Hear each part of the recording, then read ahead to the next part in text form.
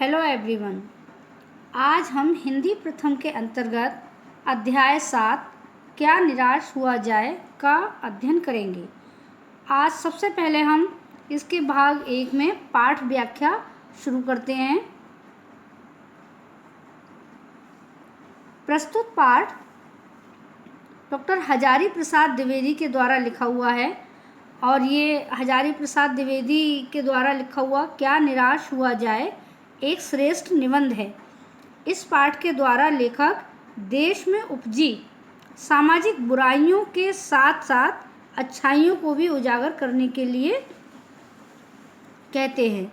वे बताते हैं इसमें निबंध के माध्यम से कि समाचार पत्रों को पढ़कर लगता है कि सच्चाई और ईमानदारी खत्म हो गई है, लेकिन आज आदमी गुणी कम और दोषी अधिक दिख रहा है। लेकिन ऐसा नहीं है, आज भी लोगों के अंदर सच्चाई और ईमानदारी व्याप्त है। लेखक इसी सब के बारे में इस निबंध के माध्यम से हमें बता रहे हैं। इस पाठ की व्याख्या करने से पहले हम डॉक्टर हजारी प्रसाद के विषय में कुछ जानकारी हासिल कर लेते हैं। हजारी प्रसाद द्विवेदी का जन्म 19 अगस्त 1907 आरब दुबे का छपरा ओजवलिया ग्राम बलिया भारत में हुआ था। इनकी मृत्यु 19 मई 1979 को दिल्ली भारत में हुई थी। इन व्यवसाय इनका ये लेखक थे, आलोचक और प्राध्यापक।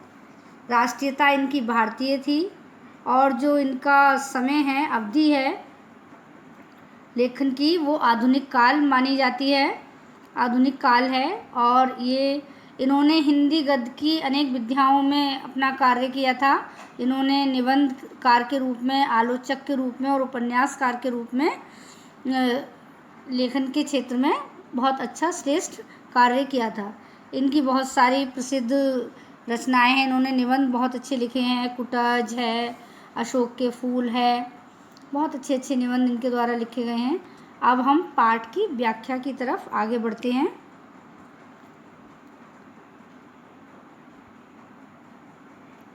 क्या निराश हुआ जाए। क्या निराश हुआ जाए हजारी प्रसाद द्विवेदी के द्वारा लिखा हुआ एक ये बहुत श्रेष्ठ निबंध है। यहाँ पर लेखक कहते हैं, मेरा मन कभी कभी बैठ जाता है। समाचार पत्रों में ठगी, डकैती, चोरी, तस्करी और भ्रष्टाचार के समाचार भरे रहते हैं। आरोप प्रत्यारोप का कुछ ऐसा वातावरण बन गया है कि लगता है देश में कोई ईमानदार आदमी ही नहीं रह गया है। हर व्यक्ति संदेह की दृष्टि से देखा जा रहा है। जो जितने ही ऊंचे पद पर है, उनमें उतने ही अधिक दोष दिखाए जाते हैं। एक बहुत बड़े आदमी ने मुझसे एक बार कहा था कि इस समय सुखी वही है जो कुछ नहीं करता। जो कुछ भी करेगा उसमें लोग दोष खोजने लगेंगे, उसके सारे गुण भुला दिए जाएंगे और दोषों को बड़ा चढ़ाकर दिखाया जाने लगेगा।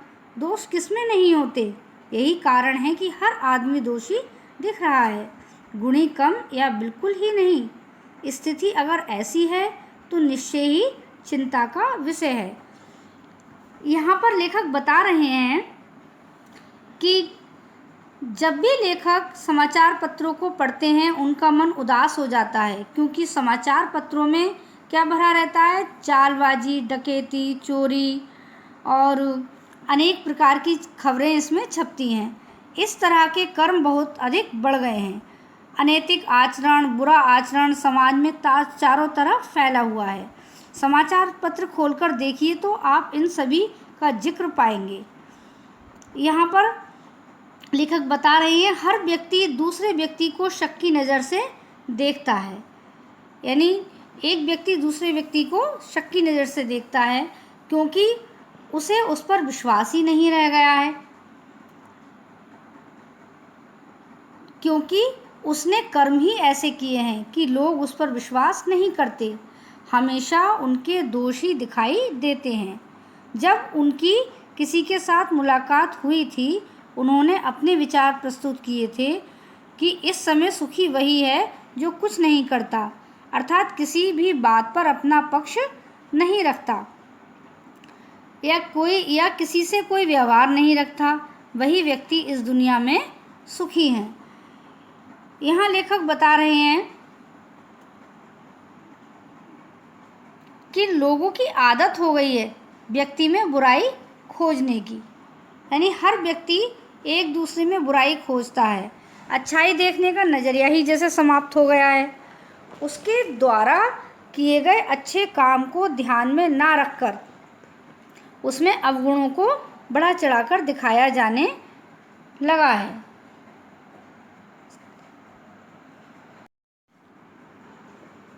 हर व्यक्ति में कोई ना कोई दोष है, लेकिन उसमें अच्छाइयाँ भी तो हैं।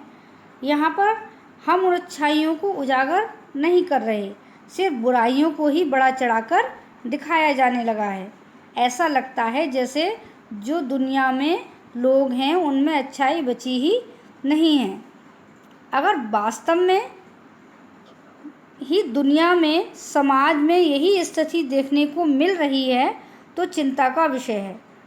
इस पर सोच विचार करना चाहिए। आगे लेखक कहते हैं, क्या यही भारतवर्ष है जिसका सपना तिलक और गांधी ने देखा था?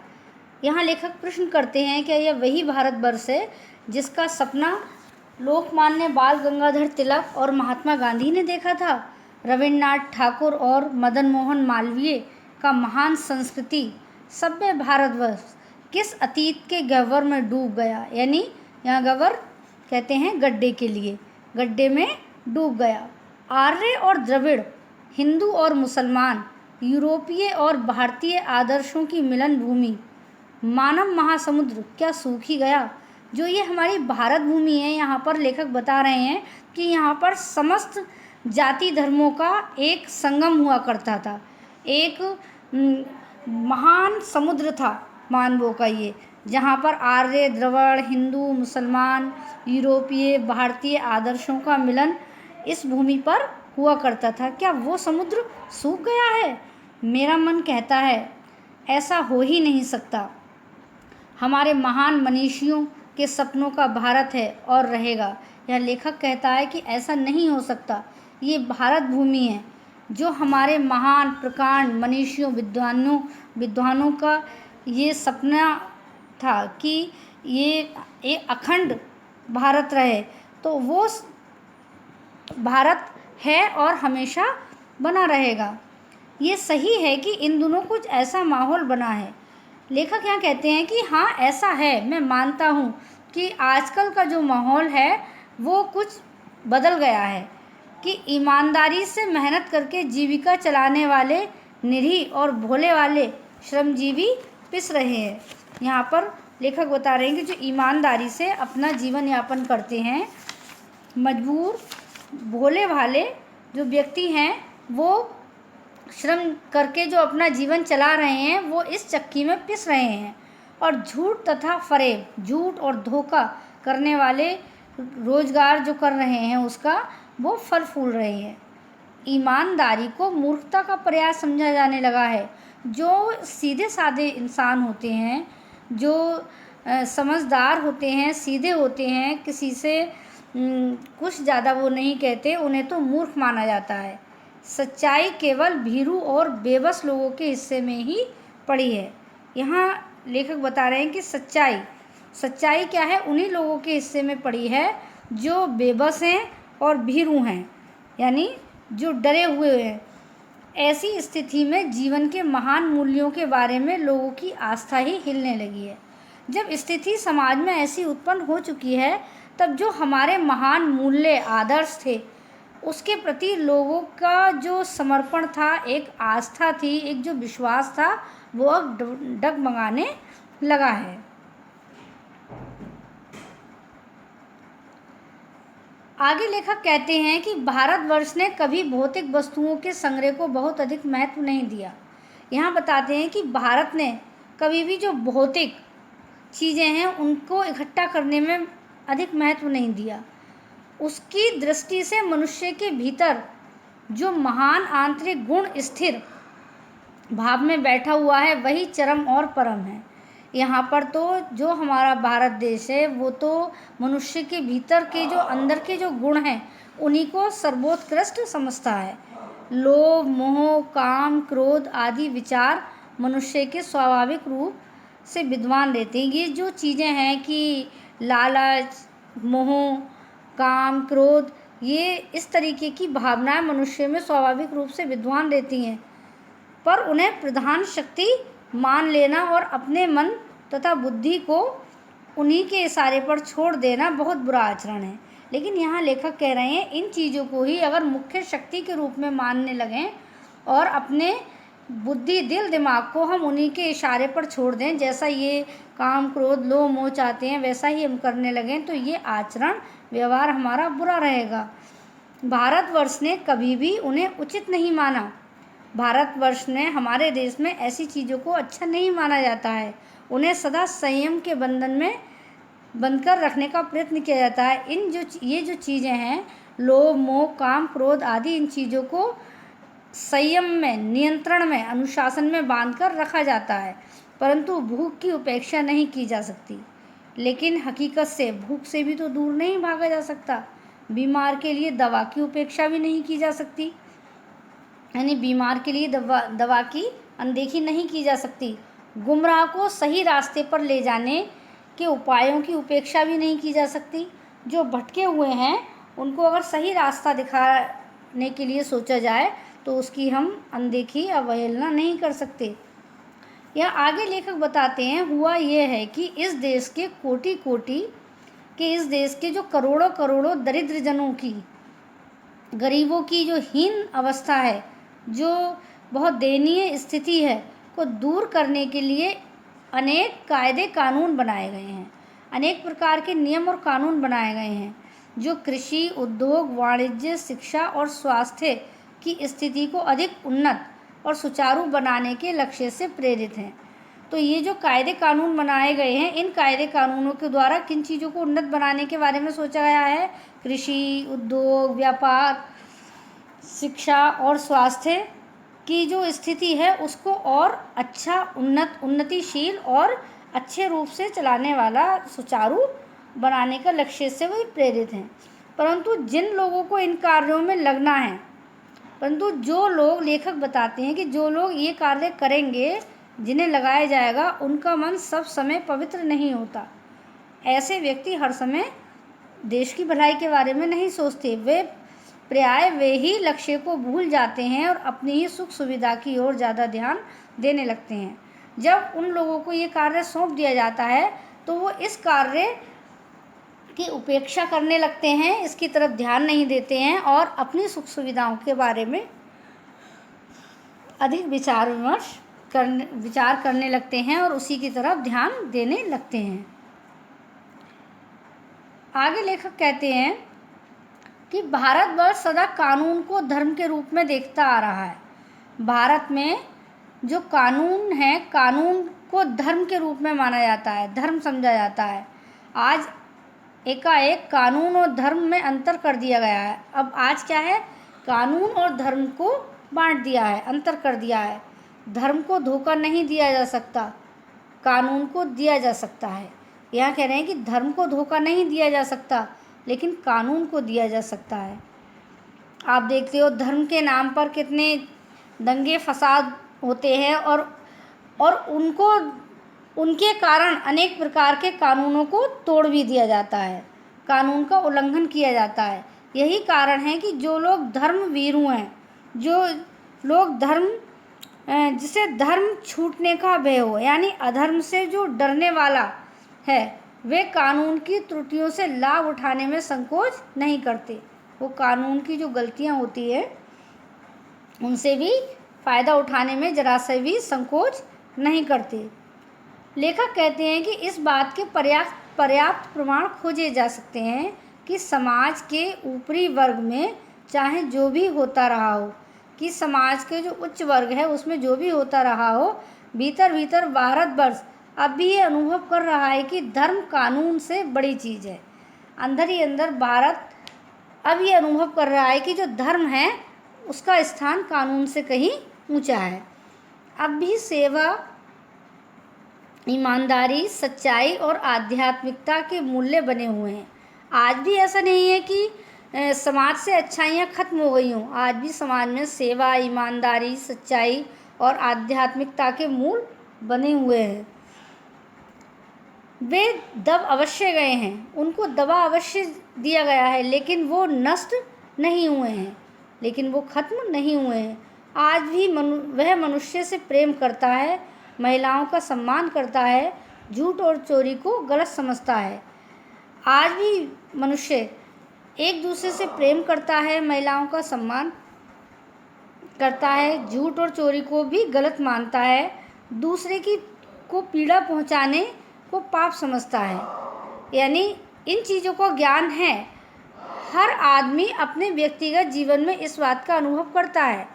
आप देखो, हर व्यक्ति या हर इंसान जो व्यक्तिगत जीवन है वो इन चीज़ों के बारे में अच्छी तरीके से जानता है कि हमें एक मनुष्य से प्रेम करना चाहिए, महिलाओं का सम्मान करना चाहिए, चोरी गलत होती है, दूसरों को पीड़ा नहीं पहुंचानी चाहिए।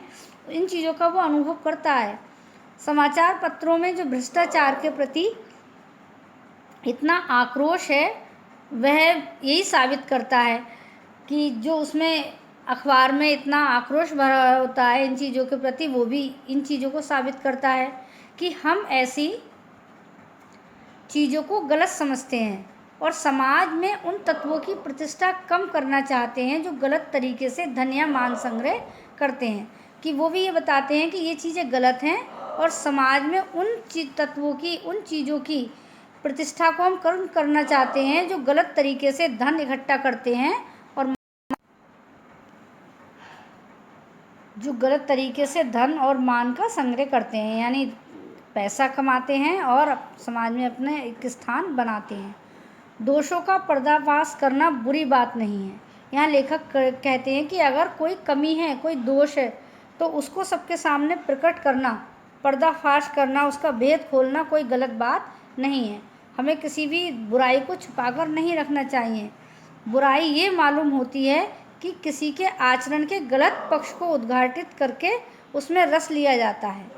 बुराई किस चीज़ में है कि हम किसी के आचरण, किसी के बारे में, किसी की अगर कोई गलत पक्ष है तो उसको हम सबके सामने प्रकट करते हैं और उसमें हम आनंद लेते हैं, उसकी बुराइयां करते हैं, उसकी हंसी बनाते हैं, उसमें हमें आनंद मिलता है। ऐसे दोषों उद्घाटन को एकमात्र कर्तव्य मान लिया जाता है। यानी इस प्रकार दूसरों में कमियां निकालना लोग अपना कर्तव्य मान लेते हैं। यानी दूसरों में कमियां निकालना सोचते हैं कि उसकी कमी निकाल रहे हैं तो हम अपने आप को ज़्यादा श्रेष्ठ बना रहे हैं। बुराई में रस लेना बुरी बात है। कहते हैं किसी की बुराई हो रही है और उसमें आप और आनंद ले रहे हो, उसमें आप सहयोग कर रहे हैं, तो वो सबसे गलत बात है। अच्छाई में उतना ही रस लेकर उजागर ना करना और भी बुरी बात है। और अगर किसी में अच्छाई है और उस अच्छाई में आप रस नहीं ले रहे हैं, आनंद नहीं ले रहे हैं, तो वो सबसे बुरी बात है। यानी आप उसके दोषों को तो सबके सामने प्रकट कर रहे हैं और उसमें आनंद भी ले रहे हैं, लेकिन उसकी अच्छाई में आप नहीं ले रहे, ये सबसे बुरी बात है। सैकड़ों घटनाएं ऐसी घटती हैं जिन्हें उजागर करने से लोक चित्त में अच्छाई के प्रति अच्छी भावना जगती है। संसार में पता नहीं प्रतिदिन ऐसी अनेक घटनाएं घटती हैं जो अगर के हृदय में एक अच्छी भावना को जागृत करती है। आगे लेखक कहते हैं, एक बार रेलवे स्टेशन पर टिकट लेते हुए गलती से मैंने 10 के बजाय 100 रुपये का नोट दिया और मैं जल्दी जल्दी गाड़ी में आकर बैठ गया। थोड़ी देर में टिकट बाबू उन दिनों के सेकंड क्लास के डिब्बे में हर आदमी का चेहरा पहचानता हुआ उपस्थित हुआ। उसने मुझे पहचान लिया और बड़ी विनम्रता के साथ मेरे हाथ में 90 रुपये रख दिए और बोला, ये बहुत गलती हो गई थी, आपने भी नहीं देखा, मैंने भी नहीं देखा। उसके चेहरे पर विचित्र संतोष की गरिमा थी। मैं चकित रह गया। यहाँ लेखक यही बताना चाह रहे हैं इस के माध्यम से कि एक बार जब वो यात्रा कर रहे थे तब उन्होंने गलती से टिकट बाबू के लिए जो स्टेशन पर टिकट ले रहे थे, तब उन्होंने गलती से 10 रुपये की जगह 100 रुपये का नोट टिकट बाबू को दे दिया था।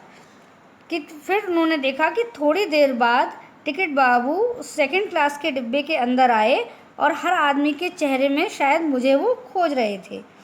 और जैसे ही उन्होंने मुझे पहचान लिया और बड़े शालीनता विनम्रता के साथ मेरे हाथ पर 90 रुपये रख दिए और बहुत विनम्रता से बोले कि मुझसे बहुत बड़ी गलती हो गई है, आपने भी नहीं देखा और मैंने भी नहीं देखा। उनके चेहरे पर एक विचित्र संतोष था, एक गरिमा थी। ये देखकर लेखक को बहुत ज़्यादा आश्चर्य हुआ कि कितनी मेहनत से वो ढूंढते हुए मेरे पास आए और एक अपनी ईमानदारी का कितना बड़ा उदाहरण उन्होंने प्रस्तुत किया। लेखक कह रहे हैं कि ये देखकर मुझे ऐसा लगा कि मैं कैसे कहूँ कि दुनिया से सच्चाई और ईमानदारी लुप्त हो गई है, यानी कि वो कैसे कहें कि इस संसार से ईमानदारी और सच्चाई खत्म हो गई है, खो गई है। वैसी अनेक अवांछित घटनाएं भी हुई हैं। लेखक यहाँ बता रहे हैं कि ऐसी बहुत सारी ना चाहने वाली घटनाएं भी हुई हैं, परंतु ये एक घटना ठगी और वंचना की अनेक घटनाओं से अधिक शक्तिशाली थी। लेकिन ये जो घटना हुई थी ईमानदारी वाली, वो जो मेरे साथ अनेक प्रकार की ठगी, धोखा और ठगने की घटनाएं हुई थी, उन सब घटनाओं से कहीं बहुत ऊपर थी, यानी शक्तिशाली थी ये। एक बार मैं बस में यात्रा कर रहा था। मेरे साथ मेरे पति पत्नी और 3 बच्चे भी थे। बस में कुछ खराबी थी, रुक रुक कर चलती थी। गंतव्य से कोई 8 किलोमीटर पहले ही एक निर्जन सुनसान स्थान में बस ने जवाब दे दिया। रात के कोई 10 बजे होंगे। बस में यात्री घबरा गए। कंडक्टर उतर गया और एक साइकिल लेकर चलता बना।